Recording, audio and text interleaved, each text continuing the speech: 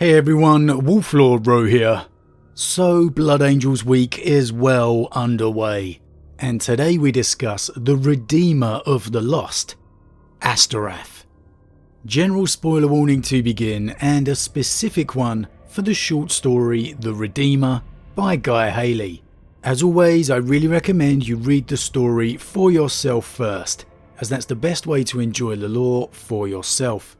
Not only that, we help to support the great Games Workshop and Black Library, because without them we don't have this amazing lore to talk about. I will put a link in the description as always. But with that said, let's just jump straight in.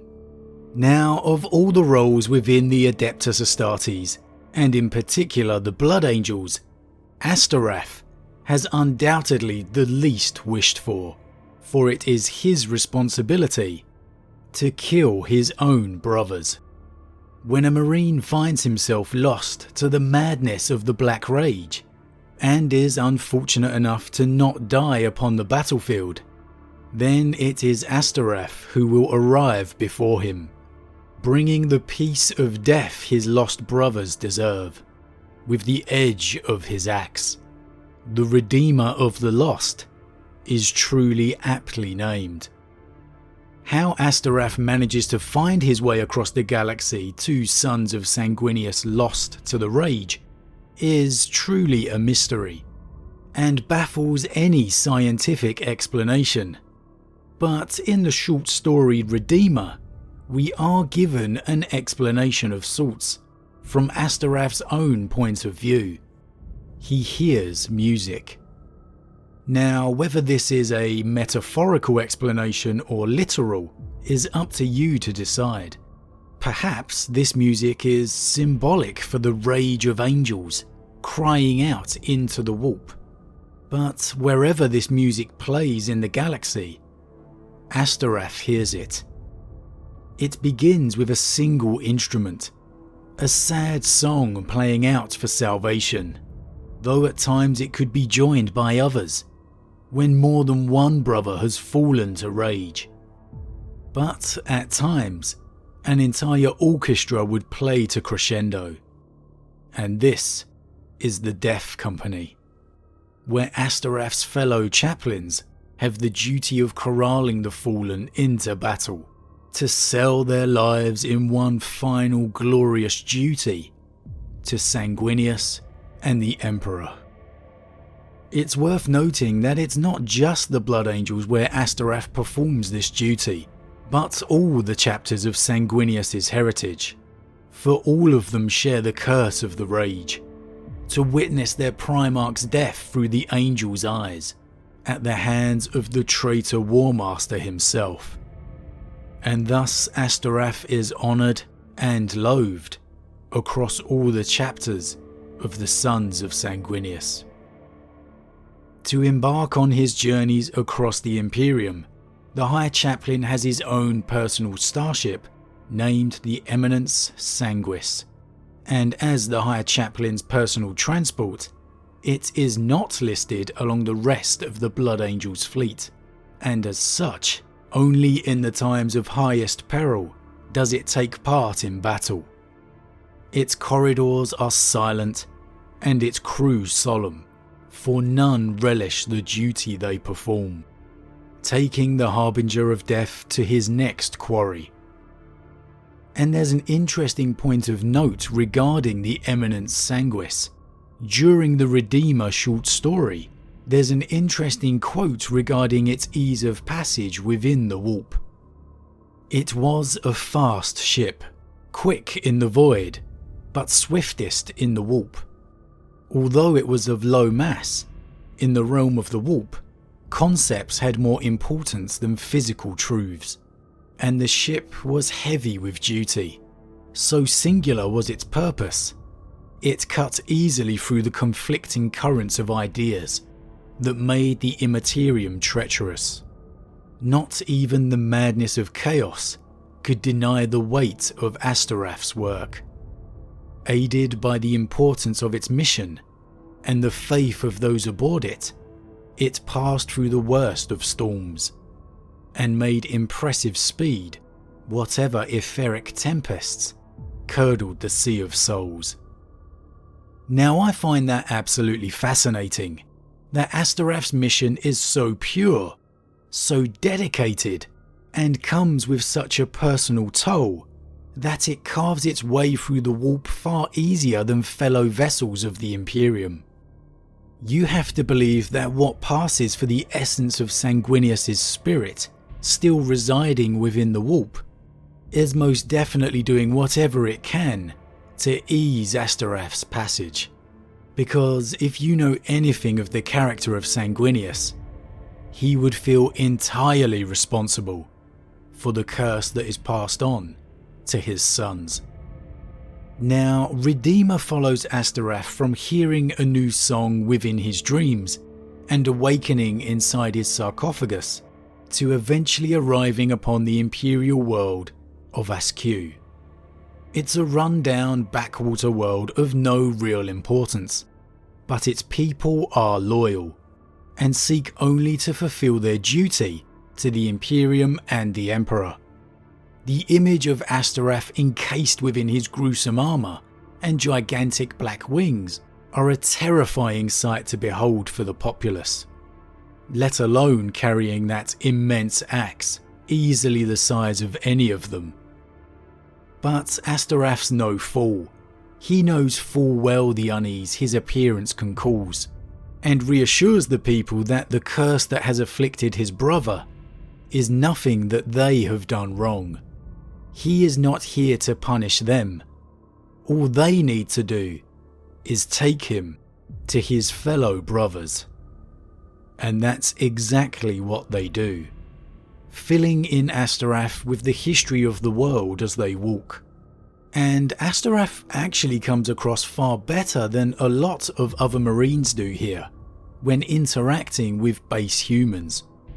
You'd expect him to come across as oblivious or arrogant in regards to mortal humans he encounters. Such is the weight of his duty. But he doesn't. Yeah, he's not exactly talkative and is rather short on words, but he does make it clear they have done no wrong. And when Artemis, his accompanying sanguinary priest, mentions about purging the entire planet, Astorath shuts him down, telling him simply the Imperium they now inhabit is a vastly different one to the one before the Great Rift. Once Astorath arrives at the Blood Angels' outpost, he finds it empty, so he waits, and after a few hours the Blood Angels stationed there return from their patrol. 3 Primaris Marines, all that was remaining from the combat squad originally sent. The acting sergeant introduces himself and his brothers, before confirming Astorath is the High Chaplain. At first you think, hang on a minute, how can they not be sure who Astorath is? But the simple fact is, many of the Primaris Marines are completely new to the chapter. It is completely believable that they may well have never met or even seen Astorath before. And this is a situation all the more relevant with the seeming timeline having been moved back into the Indomitus Crusade.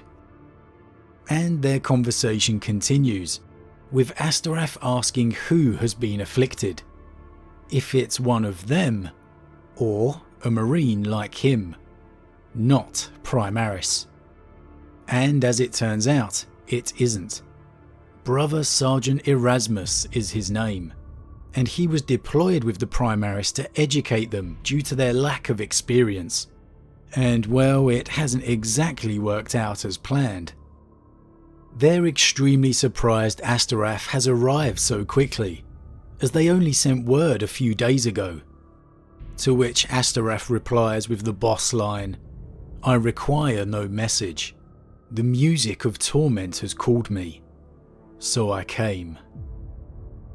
After reassuring the Primaris that they have done nothing wrong to cause its effects, and with all the knowledge he needed given, Astorath prepares for his duty. "You can't go alone," Artemis said. He wiped his arm and clad it in ceramite again, The ritual was a business-like affair. Under such circumstances, the armouring of the soul was done with the same practical battlefield efficiency as the reloading of a bolt gun. The settlement to the north is full of the enemy.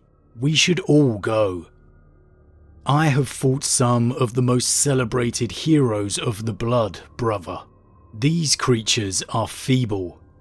They will not slow me. And when I find Erasmus, I will best him. The blood symbols were drying on Astorath's skin. He sheathed his blade and began to collect his armour pieces. Artemis helped him don his backplate and breastplate, holding them in place while Astorath bolted them together with a sanctified power driver.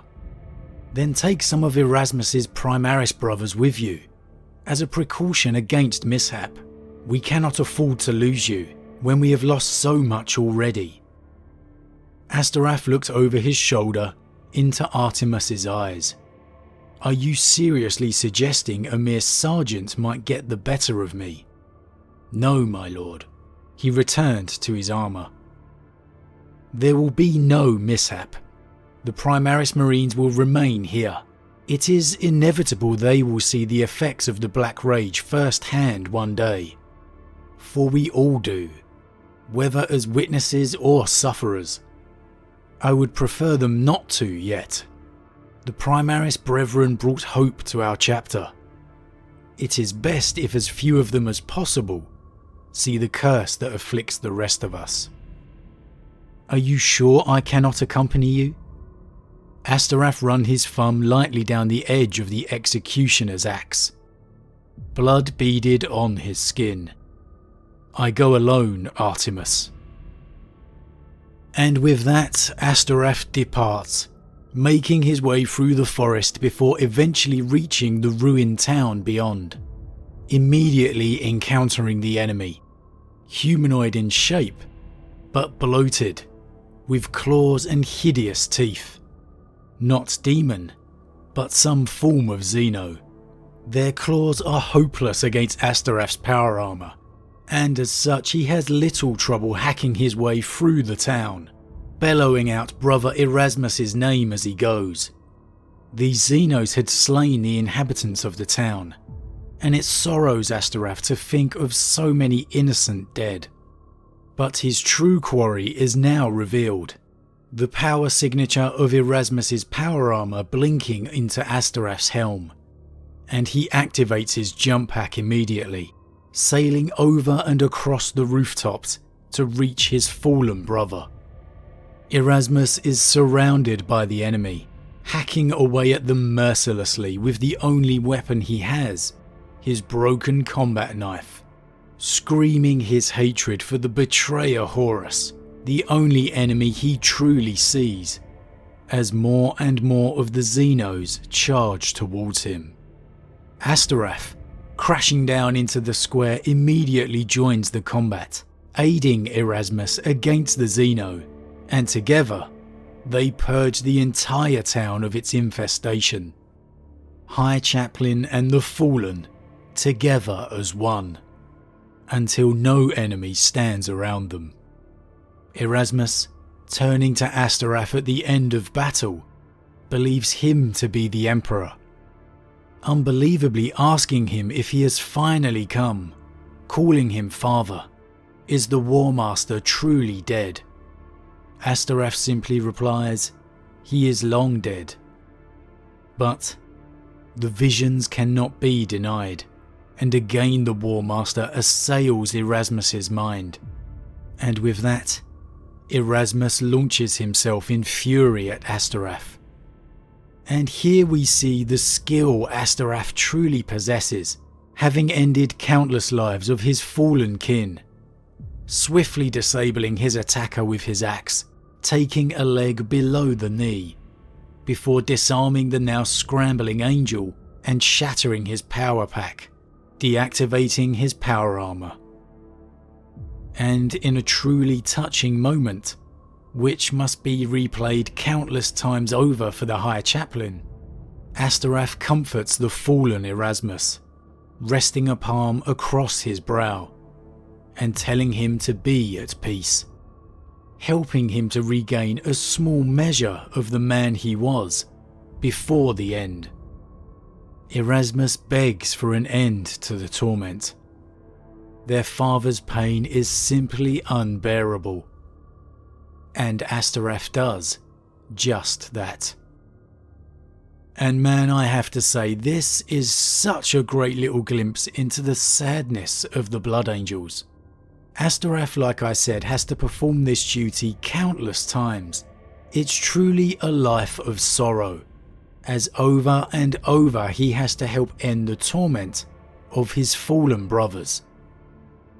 And this short story in particular gives a great insight into the interactions with new Primaris recruits, their apprehension and quite simply lack of understanding in regards to the Black Rage. Here this story is quite obviously set before any of them have fallen, so it's still a big mystery to the whole chapter if whether it will befall them or not. And it has them asking the question if they can truly call themselves Blood Angels or not. And Astorath's answer goes to show you why he has reached the rank of High Chaplain, and why Dante considers his counsel so valuable. It really has endeared me to the character of Astorath, and I definitely recommend giving it a read. So often he is a side part in many stories, but he really does deserve to be the main character. But with Astorath's duty done, and as he prepares to leave the planet, somewhere out in the void, a new song begins to play. As always guys, what do you think? Are you fans of Astorath? What do you make of his ability to traverse the warp in a far quicker fashion than his fellows? And do you think with the Primaris Brethren now befalling the Rage, it is time for Astorath to cross its boundaries? As always, leave your thoughts in the comments below, I love to read them. Huge thank you to all my subscribers, your support really means a lot to me, it truly does. And if you're new, please consider subscribing to help the channel grow. And if you enjoyed this particular vid, then why not drop a like on it too. But with that said, I am off, and I'll see you all again tomorrow as Blood Angels Week continues.